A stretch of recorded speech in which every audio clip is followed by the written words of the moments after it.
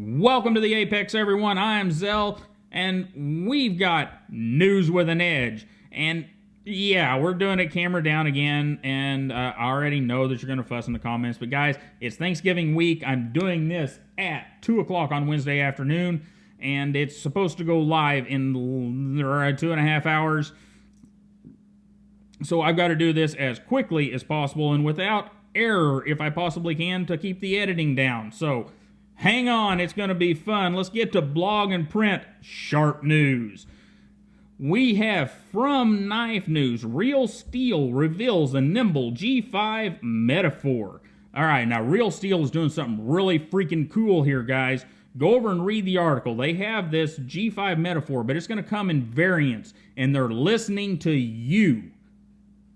Well, maybe not specifically you, but yeah, kind of specifically you. They're listening to the community on what the community wants. So for all of us that have fussed and cried and beat and done all kinds of awful things about CRKT and that pillar and the junk steel that's in it, not junk steel, I'm back up a little bit, but about the low-end steel that they put in the pillar, about the super heavy components that they use, and CRKT has ignored us all to this point.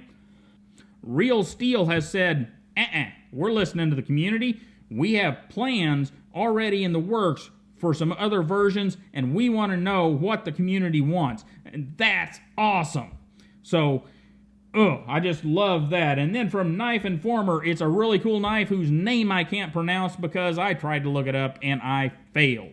So if you guys can put some kind of, hooked on phonics pronunciation down in the comments for me, that would be awesome. But it's a cool looking knife. It's a lockback, really. Just go look. It's freaking neat. And before we jump into video, I want to talk about these knives on the table. I know some of you have been looking at them going, oh my God, they're almost done. I want to talk about them. I'm going to. Here we go, okay? I got these back from the engraver just a couple of days ago, and they turned out pretty freaking awesome.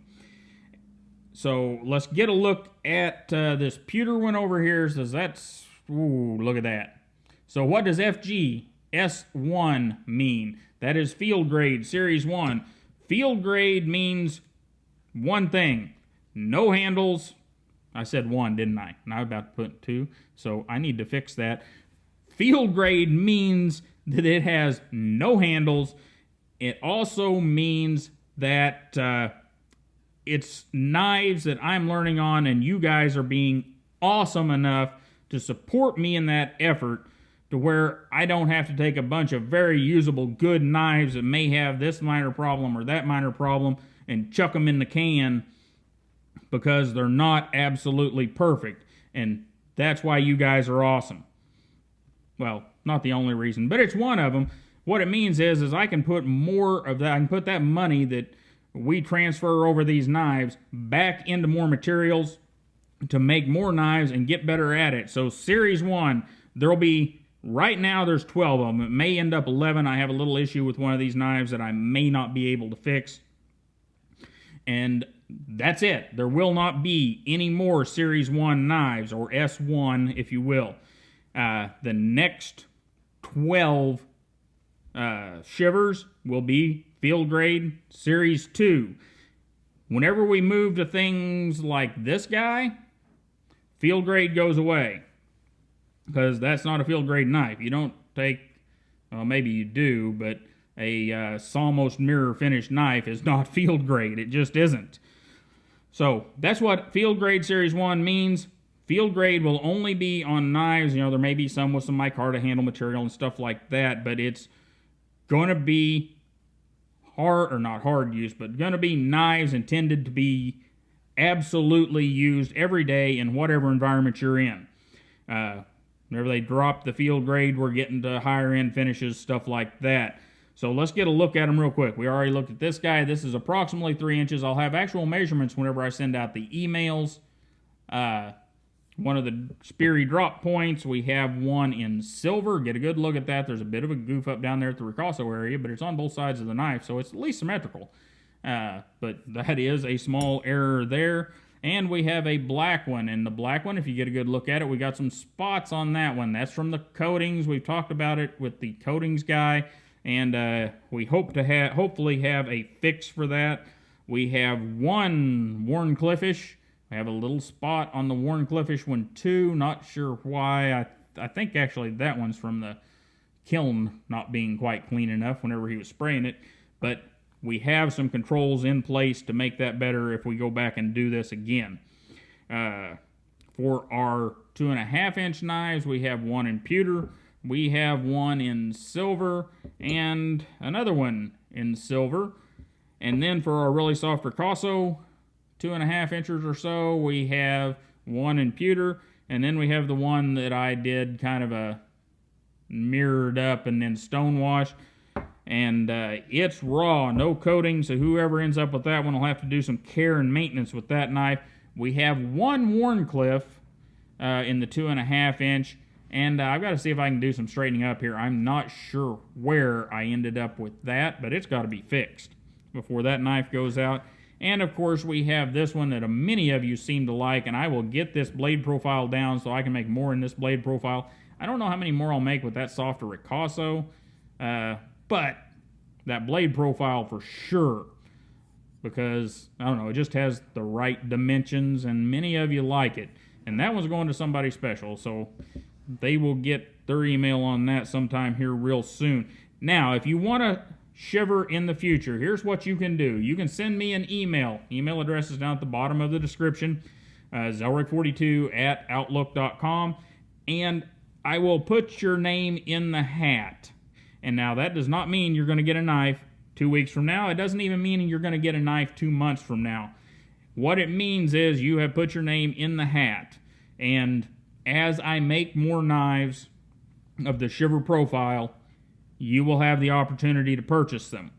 Now, why am I not going to do lists, and why am I not going to try to meet production goals and all this? Well, I'm just getting started at this, guys, and I want to do a lot of things. I've got a stack of knife designs, and I've got 3 or 4 of them that I really, really want to get to, so I can't concentrate all of the little time I have on making shivers.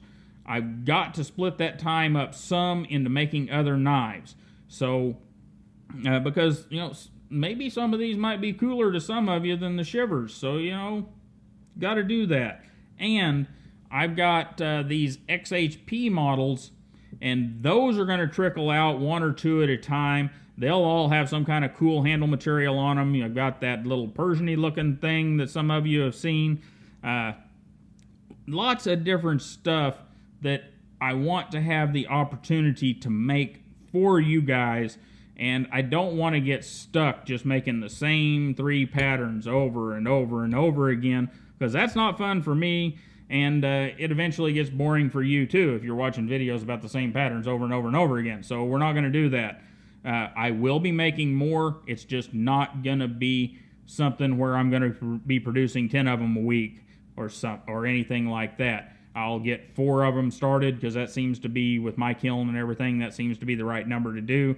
And then whenever I've got 12 of them ready for finish and coating, then we'll do finish and coating, and we'll get engraving done, and then I'll put a series 2 out. So that could be a month from now, it could be 3 months from now. It depends on how much time I take to work on them and how much you guys want them. So let's get into video. Oh, one more thing. Somebody's going to ask about price. Those that have their name in the hat already know about approximate pricing for Series 1. Future pricing, also up in the air.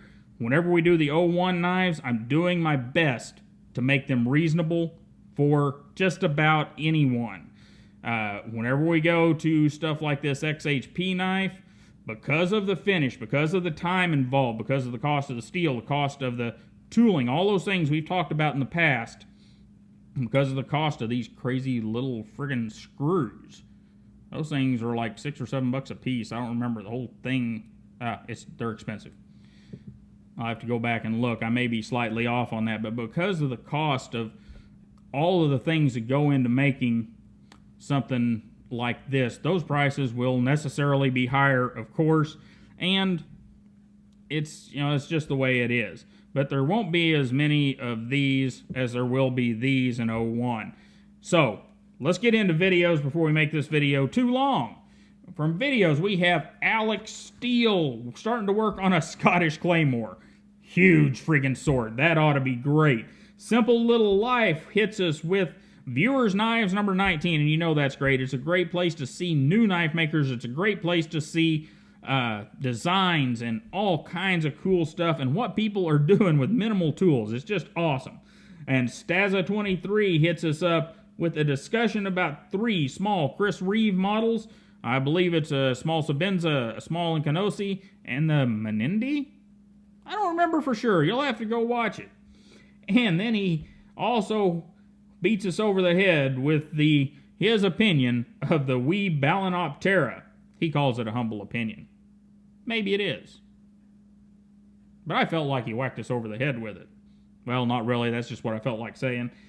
Because, you know, Stas is a great guy. And he wouldn't hit you over the head with anything unless you were trying to do something to one of his kids or his wife. Or one of his friends. And the Boker Lateralus full review from Kevin Cleary. And he also gets us with the Spyderco Shaman First Impressions. Another cool knife I unfortunately probably won't get to put my hands on because I just can't see carrying it. And then Cedric and Ada Gear and Outdoors slides in with the Spyderco Slysz Trilogy. Very fine knives. And he has the Techno, the Slysz Bowie, and the Spidey Chef.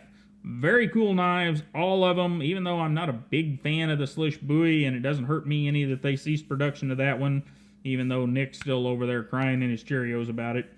And our bonus channel this week is Chris Fix. If you have a car, you need to at least go over and look through the video list on Chris Fix's channel.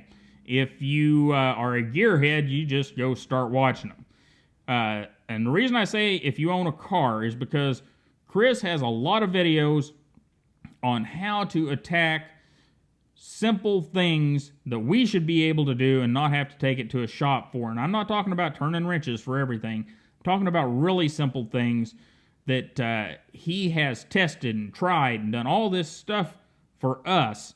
And he always does it in a fun manner. And just, hey, get over there and see what Chris has got going on. And guys, I really appreciate you stopping by and hanging out with me. For those of you that already put your name in the hat for a shiver, I really appreciate you guys being patient, putting your trust in me to get you a decent knife. And they're almost there. I'm hoping that next week, after this holiday stuff kind of calms down, I've got to work the weekend, that I will start getting these sharpened, get the little sheaths made, and get the emails out to you guys. I know it's been a long road, and I appreciate you hanging on with me. I've learned a lot, and now that I've got kind of an idea of what we're doing, hopefully we'll get a video out on how shivers are made. And you guys have a wonderful day. Have a wonderful Thanksgiving. And remember, guys, no matter what the media tells you, Thanksgiving today is about being thankful for what you have, your friends, your family, and yes, even the possessions and your position in life and all those things that you have worked to obtain and are dear to you. Don't let the media take the joy of Thanksgiving from you.